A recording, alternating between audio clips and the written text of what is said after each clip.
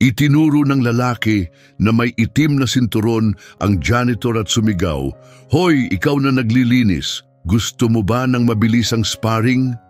Kumalat ang kanyang boses sa buong gym, puno ng panlilibak. Nakatayo si Dario Martinez nang may kumpiyansa sa gitna ng banig. Nagniningning ang kanyang itim na sinturon sa ilalim ng malalakas na ilaw. "Sigurado akong hindi ka pa nakakakita ng totoong laban, di ba?" Dagdag niya habang nakangisi. Dahan-dahang tumigil sa pagmamop si Giovanni Rivas at tumingala. Sa edad na 42, 3 linggo pa lang siyang nagtatrabaho roon, karaniwang dumarating ng 10 oras kapag halos wala ng tao. Pero nung gabing iyon ng Huwebes, humaba ang advanced class ng higit sa inaasahan. "Ayokong istorbohin ang klase ninyo, Sensei," mahinang sagot ni Giovanni habang bumalik sa pagkuskus ng matigas na mantsa. Tumawa si Dario, malakas at tila eksaherado, at umalingaw-ngaw ang tunog sa mga dingding. "Panoorin niyo ito lahat kayo," sigaw ni Dario, takot siyang tumapak sa banig. May ilang estudyanteng napatawa ng alanganin, di alam kung paano magre-reaksyon. Hindi alam ni Dario na 2 dekada nang sinusubukang kalimutan ni Giovanni ang kanyang nakaraan. 20 taon na ang lumipas mula nang iwan niya ang mundo ng pakikipaglaban dahil sa isang malagim na aksidente. 20 taon niya nang itinatago ang lahat, even sa sariling anak niyang dalagita. "Sige na kuya," pangungulit ni Dario gamit ang ngising pang-akit niya sa mga bagong estudyante. "Magaan lang to, sigurado akong hindi mo alam paano humawak ng guard stance. Pakita natin sa mga estudyante ko kung anong kaibahan ng sanay na mandirigma sa isang taong tagalinis lang ng likuran ng gym." Habang papalapit si Dario, may naramdamang kakaiba si Giovanni, isang bagay na matagal nang natutulog sa kanya. Nagtagpo ang kanilang mga mata at bigla si Dario ay natigilan, di maipaliwanag kung bakit. "Demo lang naman," dugtong ni Dario, medyo nag-aalangan na ang tono. Para matuto sila ng respeto sa sining ng pakikipaglaban, tahimik na inilapag ni Giovanni ang timba at dahan-dahang tumayo. Ang kanyang galaw ay nakakagulat na banayad. Masyadong maayos para sa isang taong di umano'y walang kaalaman sa martial arts. Tumigil ang buong pagsasanay, nararamdaman ng lahat na may kakaibang nangyayari. "Sige," wika ni Giovanni, pantay ang tinig tulad ng isang tahimik na lawa na may bagyong papalapit. Pero pagkatapos nito, hihingi ka ng tawad sa lahat ng nandito dahil ginawa mong biro ang lugar na to. Muling tumawa si Dario, pero ngayon may halong pagkukunwari. "Humingi ng tawad? Ikaw ang hihingi ng tawad sa kayabangan mo kapag nakadapa ka na sa banig." Walang nakakaalam sa gym na yon na si Giovanni Rivas ay dating si Giovanni Thunderstrike Rivas, 5 beses na kampeon sa MMA sa buong mundo. Nilisan niya ang rurok ng kanyang karera matapos ang isang aksidente na kumitil sa buhay ng kanyang matalik na kaibigan at sparring partner. Mula noon, ipinangako niyang hindi na muling lalaban, pero may mga pangakong nababasag, lalo na kapag ang dangal mo na ang nakataya. Kung nagugustuhan mo ang kwentong ito ng katatagan at hustisya, huwag kalimutang mag-subscribe at abangan kung paanong ang isang panlalait ang naging pinakamalaking kababaang loob sa buhay ni Dario Martinez. Hinigpitan ni Dario ang kanyang itim na sinturon na may yabang, sinisimsim ang atensyon. "Lumapit kayo, lahat, makikita niyo kung bakit may matibay na hierarkiya sa martial arts." Pinanood ni Giovanni habang ang mga estudyante ay bumuo ng kalahating bilog sa paligid ng banig. May ilan na mukhang interesado habang ang iba'y halatang naiilang. Isang batang babaeng Asyano ang bumulong sa katabi niya na umiling lang at napakunot ang noo. Patuloy ang talumpati ni Dario, puno ng drama. "Eto," sabi niya, "isang halimbawa ng taong walang kaalam-alam kung anong kailangan para mapabilang sa lugar na ganito. Sa mga top-tier gym, disiplina ang puhunan. Nakaramdam si Giovanni ng matalim na kirot sa dibdib tulad ng naramdaman niya 20 taon na ang nakalipas nang sinasabing ang mga dukhang mandirigma ay walang lugar sa mga elite na gym. Pero ngayon, sa edad na 42, alam na niya kung paano gawing lakas ang ganitong pakiramdam. Sensei Dario, maingat na sambit ng dalagang estudyante. Baka pwede po tayong bumalik sa regular nating klase. Gabi na po at... Sara Morales, putol ni Dario sa matigas na tinig. Tinututulan mo ba ang paraan ng pagtuturo ko? Umupo ka at manood. Mas marami kang matutunan sa 5 minutong ito kaysa buong buwan ng training. Napansin ni Giovanni kung paanong ginamit ni Dario ang buong pangalan ni Sara, isang malinaw na paraan ng pagpapakita ng kapangyarihan. Nakita rin niya ang takot sa mga mata ng dalaga. Takot na kilala niya, iyon din ang takot na nakita niya sa sarili sa tuwing binabangungot siya sa gabi dahil sa nakaraan. Si Antonio the Crusher Rodriguez ang kanyang pinakamatalik na kaibigan at namatay ito dahil kay Giovanni. Hindi niya kailanman pinatawad ang sarili. Nangyari ito habang nagsasparring, napalakas ang suntok at sipa ni Giovanni, dala ng tensyon at sigaw ng mga tao. Bumagsak si Antonio sa masamang paraan at hindi na muling nagising. Naideklarang aksidente iyon pero hindi matanggap ni Giovanni. Sa gabing iyon, nawalan siya ng kontrol. Kaya mo ba, janitor? Kantiyaw ni Dario. Pakitaan mo nga kami ng basic guard o baka sobrang hirap niyan para sa isang taong panlinis lang ng sahig. Muling napuno ng tawanan ng gym, pero si Giovanni ay nanatiling tahimik, hindi na tinag. Pumikit si Giovanni saglit at sa isang iglap, hindi na siya nasa Denver, nasa Las Vegas na siya. Sa ring, muling binabagabag ng mga tinig na minsang gumiba sa kanyang mundo. Anong problema? Natatakot ka ba? Patuloy ni Dario, paikot-ikot na parang mabangis na hayop na naghahanap ng tiyempo. O tatayo ka lang dyan buong araw, gaya ng ginagawa mo sa map mo. Doon nagkamali si Dario sa unang pagkakataon ng seryoso. Bahagyang tinulak ni Dario si Giovanni sa balikat. Sa paningin ng karamihan, mukhang biro lang ito, halos mapaglaro. Pero sa likod nito ay mayabang na ugali ng isang taong kailanmay hindi pa naparusahan sa ginawa. Hindi gumalaw si Giovanni. Matatag siyang nakatayo para bang ang katawan niya'y nakatanim sa sahig. Parang sinubukan ni Dario na itulak ang isang bundok. Saglit na nawala ang kumpiyansa sa ngiti ni Dario. Kakaiba, bulong ni Giovanni para sa sarili kaysa kay Dario. Matagal na rin mula nang may sumubok na galitin ako ng ganyan. May nagbago sa tono ng boses ni Giovanni. Walang galit, walang pananakot, kundi isang tahimik at malalim na kapayapaan.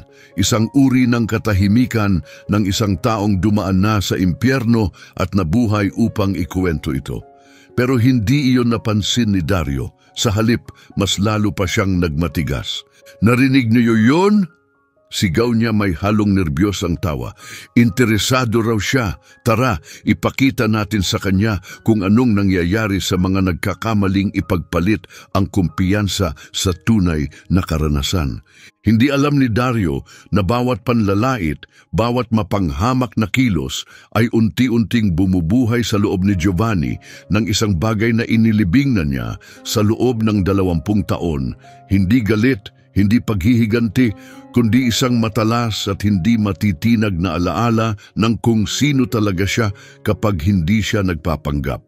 Mula sa gilid, pinanood ni Sara Morales ang lahat, unti-unting nababalot ng kaba. May kakaiba sa tindig ni Giovanni sa paraan ng paghinga niya, kalma at sentrado na nagpapaalala kay Sara ng mga dokumentaryo sa kalikasan. Isang mandaragit na nananatiling hindi gumagalaw bago sumunggab. Ang tensyon bago ang bigwas. Huling pagkakataon, bulyaw ni Dario, inis sa pananahimik ni Giovanni.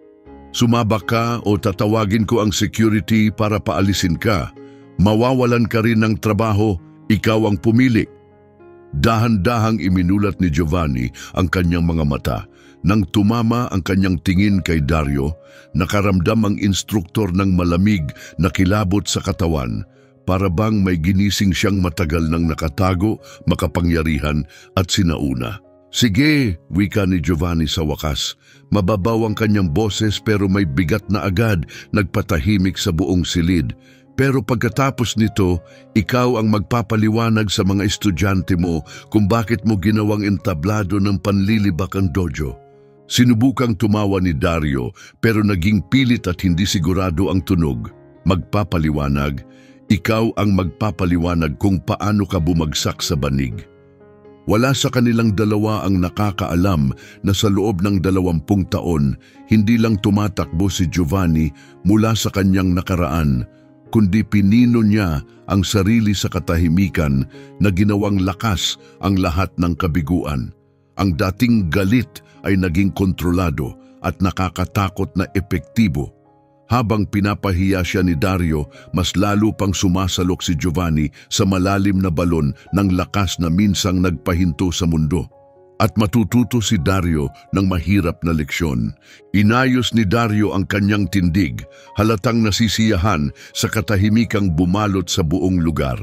Nakapalibot na ngayon sa banig ang 8 estudyante, may ilan na sabik, pero ang iba ay halatang kabado.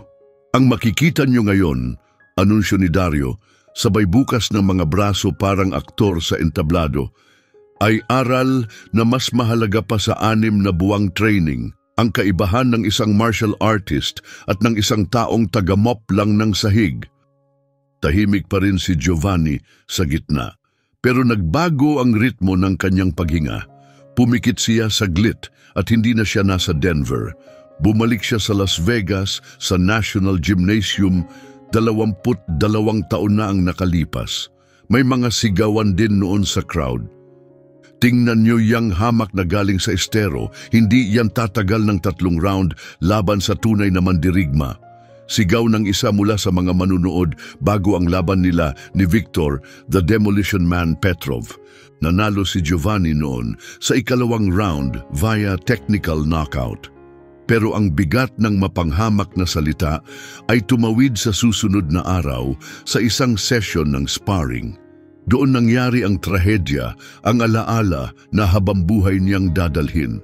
Si Antonio Rodriguez ay namatay matapos ang isang palitan ng suntok na lumampas sa kontrol.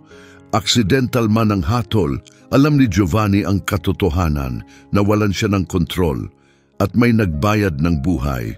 Balik sa gym, patuloy pa rin ang pag-ikot ni Dario. "O janitor," kantiyaw niya, "handa ka na bang ipakita sa amin kung paano hindi mag-guard stance? O masyadong mahirap yon para sa mga tagalinis?" Doon na hindi na napigilan ni Sara Morales ang sarili. 22 taong gulang siya, may purple belt sa jiu-jitsu at isang graduate student sa sports psychology.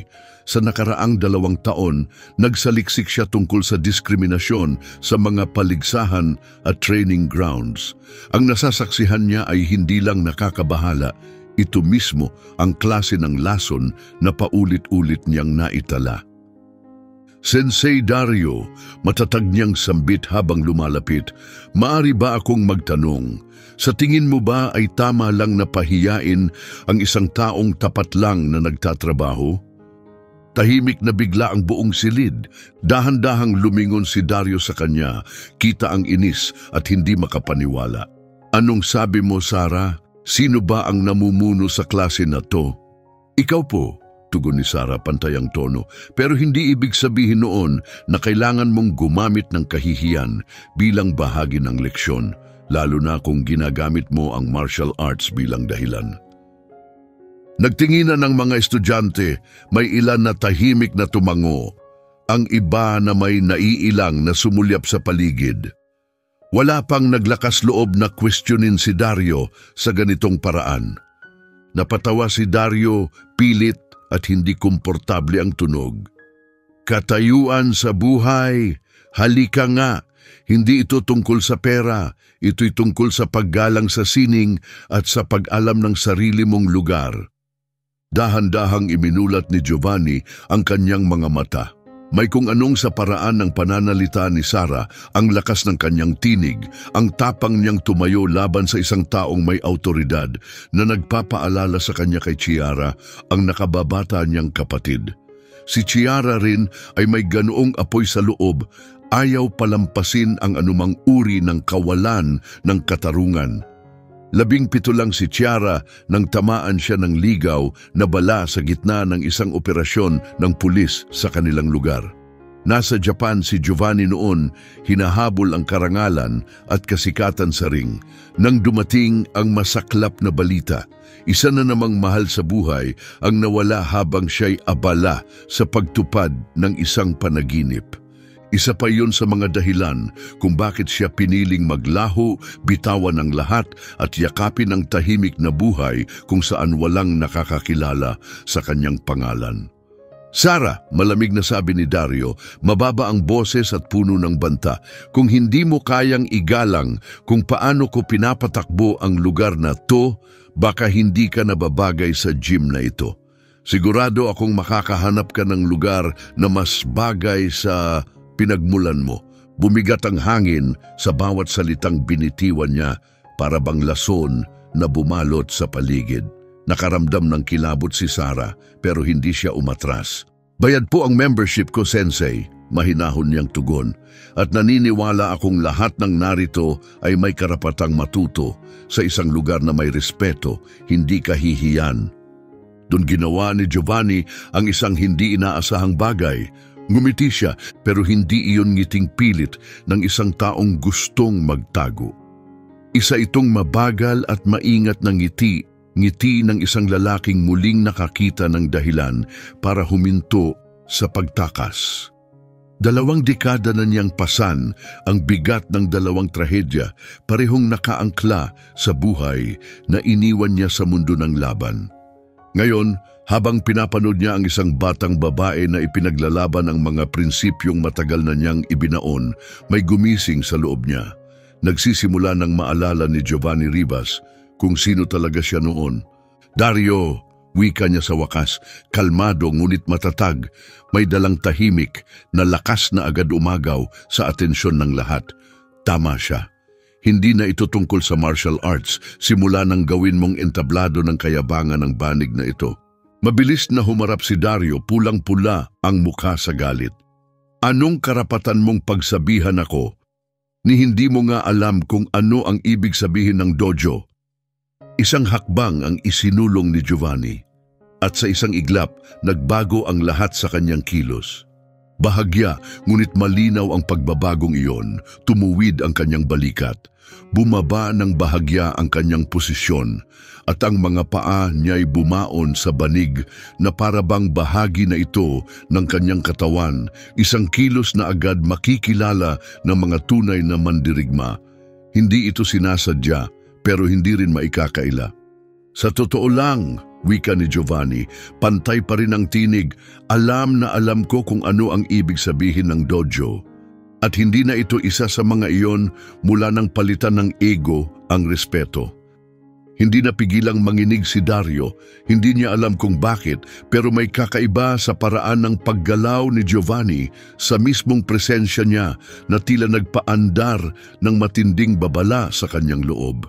Pero pinigilan siya ng kanyang kayabangan sa pag-urong. Tama na ang satsat, iritadong sabi ni Dario habang pumuwesto sa kanyang paboritong stance. Tingnan natin kung makakakuha ka ng respeto sa marahas na paraan.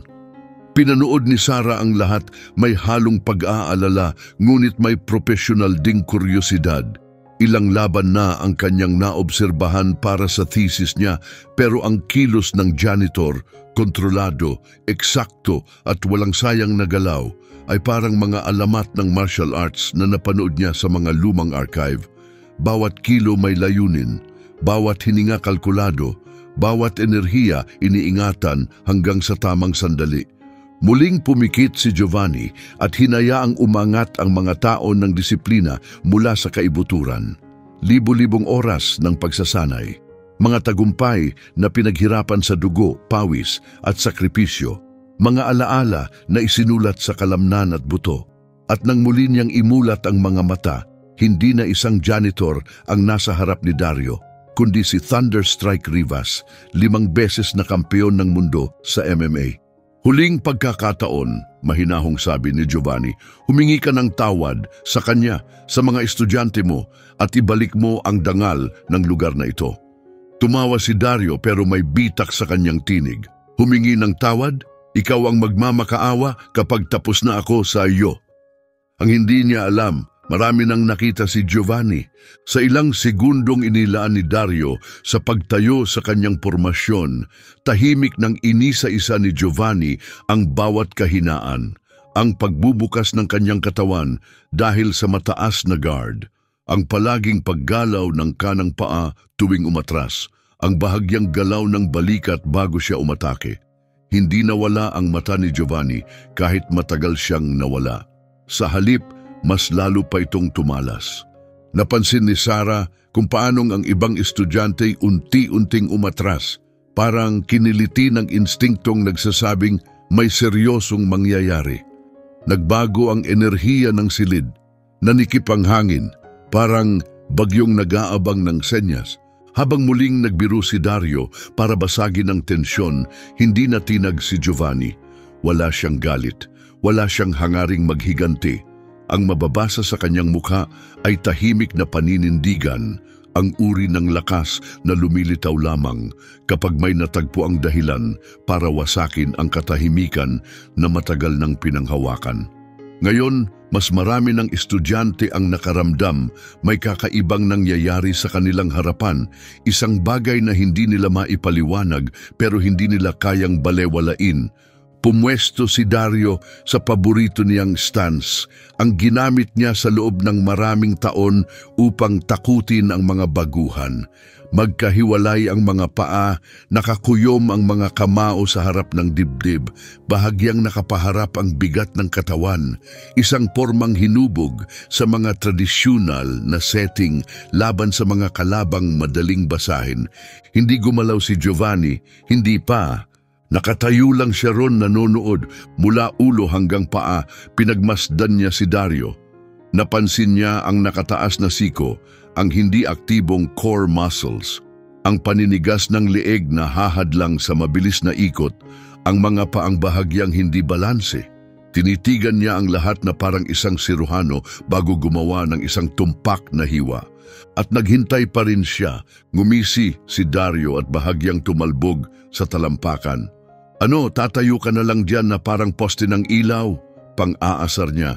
Doon na gumalaw si Giovanni, isang bagay na hindi inaasahan ng kahit sino. Walang anunsyo, walang pasiklab, isang banayad na paglipat ng tindig, maingat na pagposisyon ng mga paa, bahagyang pagbaba ng bigat ng katawan, at mahinang pag-relax ng mga balikat hanggang maging perpektong tuwid.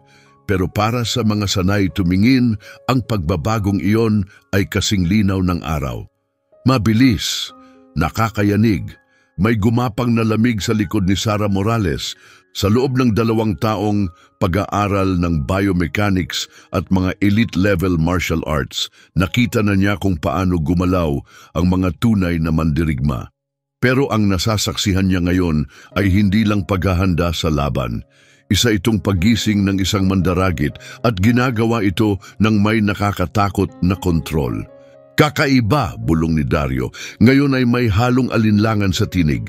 May kung anong sa paraan ng pagtayo ni Giovanni, nakabaon sa lupa, alerto, ganap na panatag, na pumukaw ng babala sa pinakaloob-looban ng instinct ni Dario. Umusad si Giovanni, mabagal pero tuloy-tuloy. Napaatras si Dario nang hindi sinasadya. Bahagya lang, pero may mga estudyanteng nakapansin. Isang black belt na umatras mula sa janitor. Sa isang iglap nagbago ang dinamika ng buong silid. May problema ba? Tanong ni Giovanni. Mahinahon ang boses pero sapat upang patahimikin ang buong gym. Namula ang mukha ni Dario. Unti-unting nawawala ang kanyang pride at autoridad sa harap ng sarili niyang mga estudyante. Pilit pa rin siyang ngumisi. Wala naman. Gusto ko lang pagmasdan ang postura mo. Napanood mo ba yan sa YouTube? Walang tumawa. Ang tensyon sa silid ay tila naging salamin, matalim at hindi nababasag. Sa totoo lang, sagot ni Giovanni, pantay ang tinig. Natutunan ko yan sa isang lugar na ang tawag ay Las Vegas National Gym. Baka pamilyar ka. Napakunot ang noo ni Dario, pilit inaalala ang pangalan. Parang may naalala siya pero di niya maikonekta. Las Vegas? Bootcamp lang yan nung weekend mo siguro? Samantala, tahimik na nilabas ni Sarah ang kanyang cellphone at nag-type Las Vegas National Gym Martial Arts. Nang makita niya ang lumabas, napahigpit ang kanyang hawak. Hindi iyon basta-bastang gym, isa ito sa pinakaprestihiyosong MMA Academy sa buong mundo. Ilang dosenang kampiyon ang nagmula roon sa loob ng 30 taon. Dario, muling sambit ni Giovanni, tahimik pa rin pero may dalang wakas sa boses. Isa pang pagkakataon, humingi ka ng tawad kay Sarah dahil sinubukan mong patahimikin siya. Humingi ka ng tawad sa mga estudyante mo dahil ginamit mo ang lugar na ito para sa sarili mong kayabangan. At higit sa lahat, humingi ka ng tawad sa sarili mo dahil naging eksaktong tipo ng tao ka na dapat iniiwasan ng martial arts. Nanatili ang alok na iyon sa hangin, tila huling babala. Isang marangal na labasan, isang daan patungo sa pagtutuwid. Pwede sanang tanggapin yon ni Dario, pwede niyang aminin ang pagkakamali, pwede pa niyang mailigtas ang kanyang dangal. Pero sa halip, sumugod siya. Ang unang suntok ay textbook, mabilis, malinis at eksaktong gaya ng pinagsanayan. Isang jab tulad ng libu-libong beses na niyang ginawa. Epektibo ito sa halos lahat ng tao, pero hindi si Giovanni. Ang sumunod na pangyayari ay sobrang bilis na karamihan ay hindi na naunawaan kung ano ang nangyari. Parang wala na si Giovanni sa harapan. Gumalaw ang kanyang katawan na parang tubig na dumaan sa tabi ng bato at ang kamao ni Dario ay tumama sa wala. Dahil sa kawalan ng resistensya, nawalan siya ng balanse, nakaabot ng husto ang braso at naging bukas na bukas sa atake. Ayos ang subok, mahina pero malinaw na sabi ni Giovanni na ngayon ay nasa tabi ni Dario, ganap na matatag. Maganda ang bilis, ayos ang porma, pero yung kanang balikat mo, nagsasabi ng lahat. Mabilis na lumingon si Dario, gulat na gulat.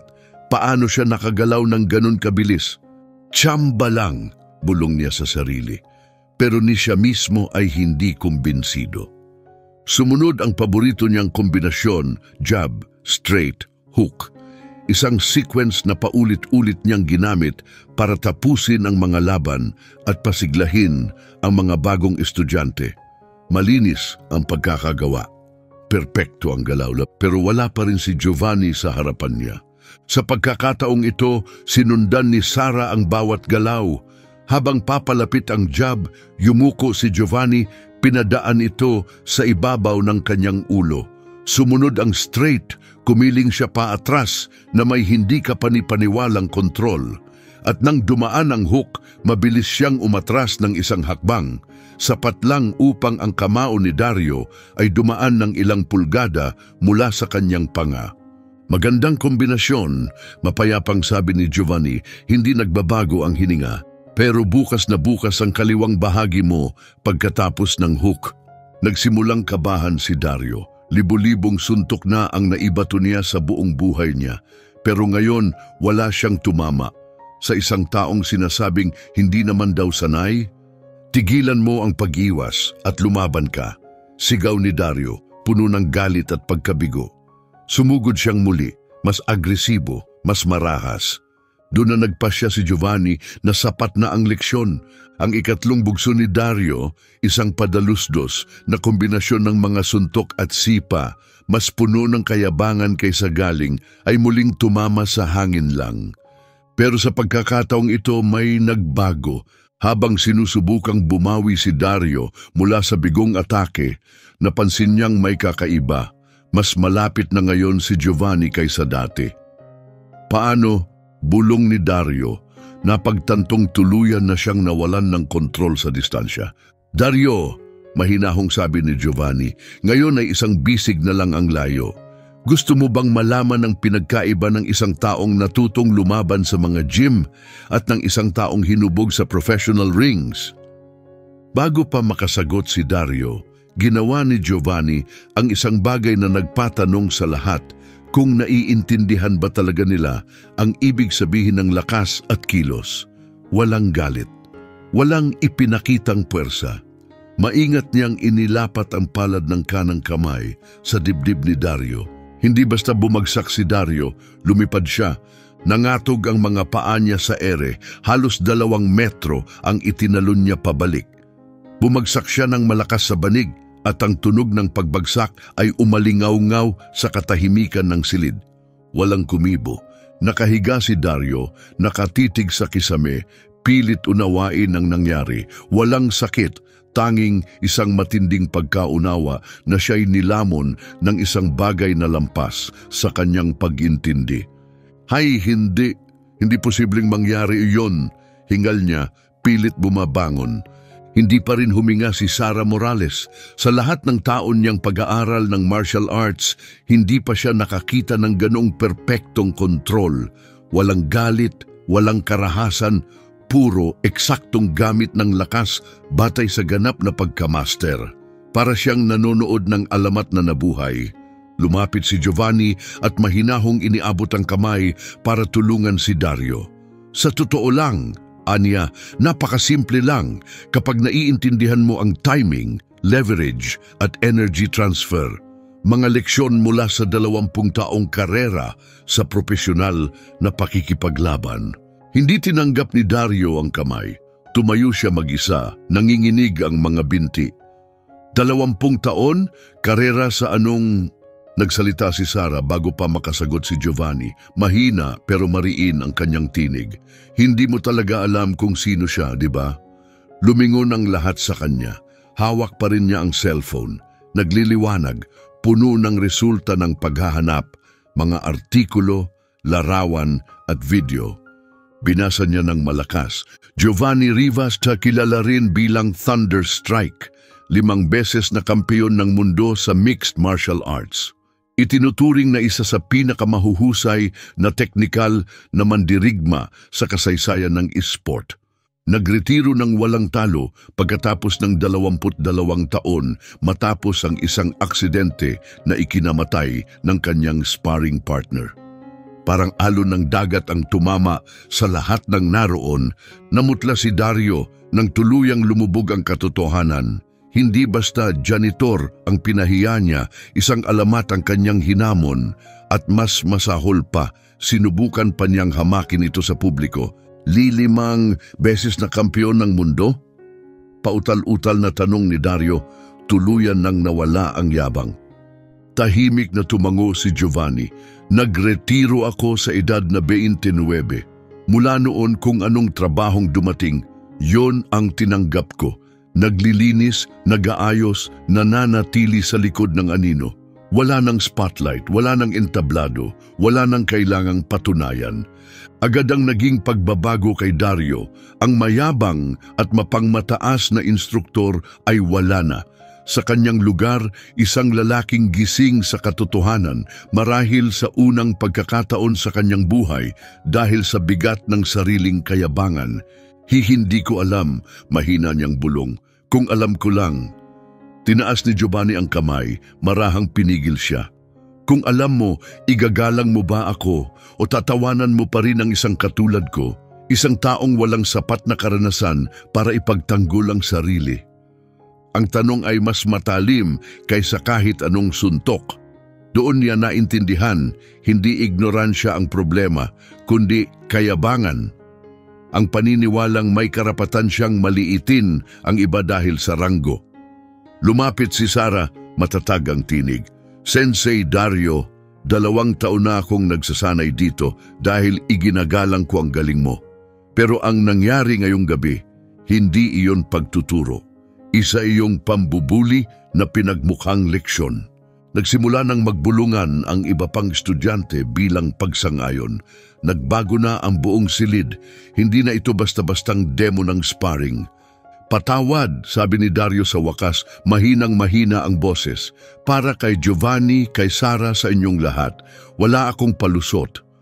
Tumango si Giovanni, tinanggap ang paghingi ng tawad sa parehong tahimik at marangal na paraan na ipinakita niya mula simula. Salamat Dario, pero simula pa lang ng landas ang paghingi ng tawad. Ang tanong ay, ano ang gagawin mo ngayon na ipinakita sa iyo kung sino ka na naging? Tiningnan ni Dario ang buong paligid. Ngayon ay para bang ngayon lang niya tunay na nakita ang kanyang mga estudyante. Ang ilan ay halatang nadismaya, ang iba tahimik na nag-iisip. Magbabago ako, wika ni Dario. Hindi mangyayari agad-agad, pero magbabago ako? Doon nagulat ang lahat sa tanong ni Sara. Ginoong Rivas, maaari po ba kayong magturo ulit? Sa palagay ko mas makikinabang kaming lahat sa isang guro na nauunawaan na ang tunay na lakas ay may kasamang pananagutan. Ngumiti si Giovanni, ang unang totoong ngiti niya ngayong gabi. Siguro, sagot niya, pero hindi para magturo ng suntok o sipa. Saglit siyang tumigil tapos nagdagdag para ituro kung ano talaga ang mahalaga, na ang respeto ay hindi nakukuha sa sinturon o titulo, kundi sa pagkatao. Habang nakatayo si Dario sa guho ng kanyang dating kayabangan, isang tanong ang nanatiling nakabitin sa hangin. Sapat na ba ang isang gabi ng kababaang loob para pawiin ang taon ng kayabangan? O may mas malalim pa bang kailangang baguhin upang tunay na magbago ang isang tao? 3 buwan ang lumipas at lahat ay nag-iba. Nagbago ang gym. Hindi na lang basta ang lalaking may mop si Giovanni Rivas. Dahil sa pagpupursige ni Sara, kinuha siya ng may-ari ng gym, ngayon bilang espesyalista sa advanced martial arts at filosofiya. At sa unang pagkakataon sa loob ng maraming taon, muling naging isang tunay na dojo ang lugar. Nawalan si Dario Martinez ng kalahati sa kanyang mga estudyante sa unang linggo matapos ang insidente. Ang video na palihim na kinuhanan ni Sara ay kumalat agad sa social media. Ipinapakita ang nakakagulat na eksena kung saan pinahiya ng isang janitor ang isang black belt. Wasak ang reputasyon ni Dario sa loob ng martial arts community. Matapos ang isang klase tungkol sa respeto at kababaang loob, nilapitan ni Sara si Giovanni. Sensei Giovanni, wika niya, salamat po sa pagtuturo sa akin na ang tunay na lakas ay hindi kailangang ipagyabang para maunawaan. Ngumiti si Giovanni habang pinupunasan ang gamit ng gym. Ang pinakamahalagang leksyon na maibibigay ko, aniya, ay ito lang. Huwag kailanman husgahan ang isang tao base sa kanyang trabaho o itsura. Bawat isa ay may kwentong maaaring ikagulat mo. Samantala, si Dario ay patuloy na nagtuturo sa isang mas maliit na gym, pero ngayon ay may bagong kababaang loob. Ang kahihiyang dinanas sa publiko ang nagtulak sa kanya upang muling pag-isipan ang kanyang pag-uugali. At ngayon ay nauunawaan na niya na laging may mabigat na kapalit ang kayabangan. Minsan, ang hustisya ay hindi kailangang maingay, kundi tahimik lang nitong binabago ang lahat, gaya ng bagyong walang iniwang bakas, pero binago ang daan. Pinatunayan ni Giovanni na ang tunay na lakas ay hindi nasusukat sa panalo, kundi sa pagkatao. Kung nakaantig sa iyo ang kwentong ito, huwag kalimutang mag-subscribe sa channel para sa iba pang makabagbag damdaming kwento ng mga ordinaryong tao na ginawang tagumpay ang mga sandali ng kahihiyan.